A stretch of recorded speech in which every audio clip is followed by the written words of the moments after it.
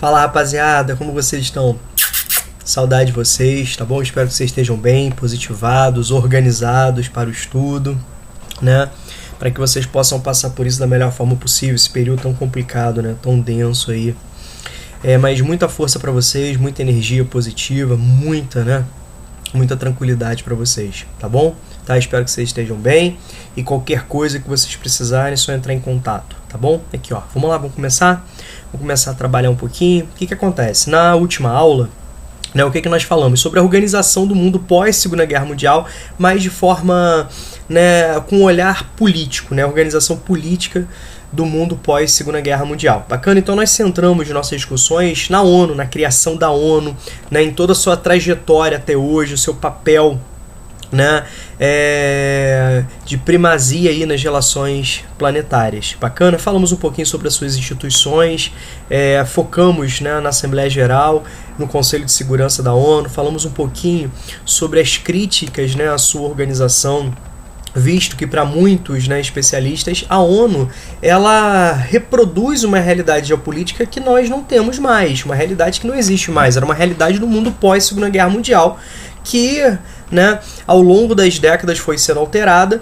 e, consequentemente, a ONU não foi se adequando, não foi acompanhando, não foi se modernizando, né, dentro desse cenário de mudanças, tá bom? Então eles defendem o seguinte, cara, que para a ONU de fato cumprir os seus papéis de relevância no planeta, há uma necessidade real, entre outras, né, situações de mudanças, né, na sua estrutura. Bacana?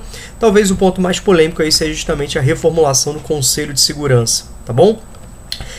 Por outro lado, né, a gente destacou que a ONU tem muita influência, né, dos países centrais, consequentemente das grandes empresas transnacionais, sobretudo pela lógica do financiamento da instituição e, consequentemente, isso traz, né, transtornos, dificuldades,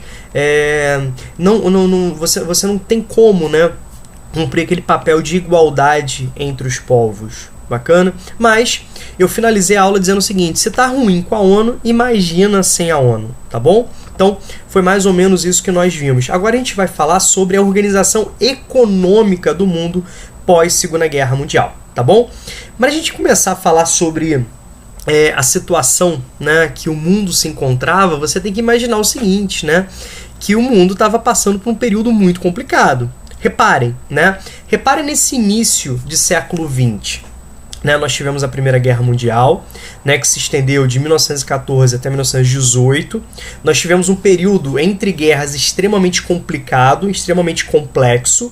Lembre-se, né, que no meio desse período entre guerras nós temos a maior crise econômica do sistema capitalista, né, que foi justamente a crise de 29 e seu prolongamento para a Grande Depressão dos anos 30, certinho? Nós temos, com isso, a ascensão de governos totalitários, né, o nazifascismo ganhando corpo, avançando com força, e nós temos uma Segunda Guerra Mundial iniciada em 39 e se estendendo até 45.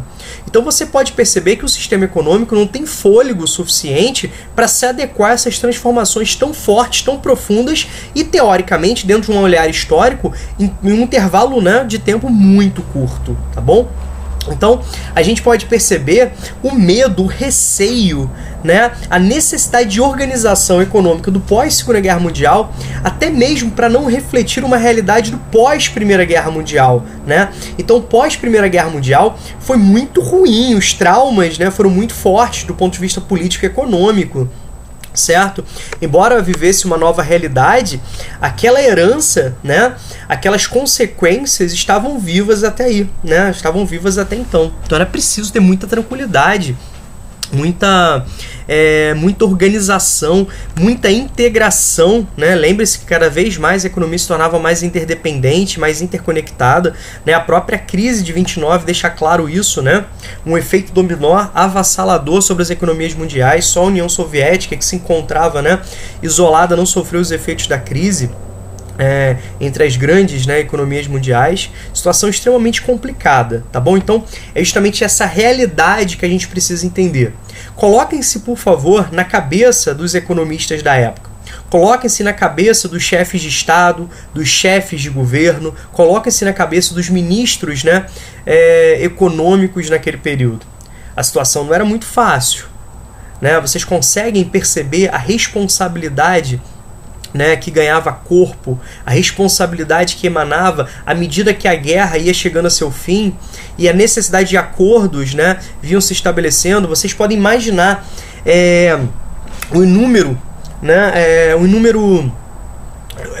o grande número de propostas de organização, inúmeras teorias, né? Bacana. Então, era um cenário extremamente rico, mas ao mesmo tempo extremamente complicado e complexo, tá bom? Então é mais ou menos isso que a gente vai iniciar a aula de hoje, certo? Para o vídeo não ficar muito longo, muito pesado para você baixar, eu fiz essa pequena introdução para você entender o que a gente vai estar tratando nesses encontros, né, a partir de agora, e na sequência a gente dá prosseguimento, tá bom? Aqui, beijão por hora, muito obrigado, até daqui a pouco.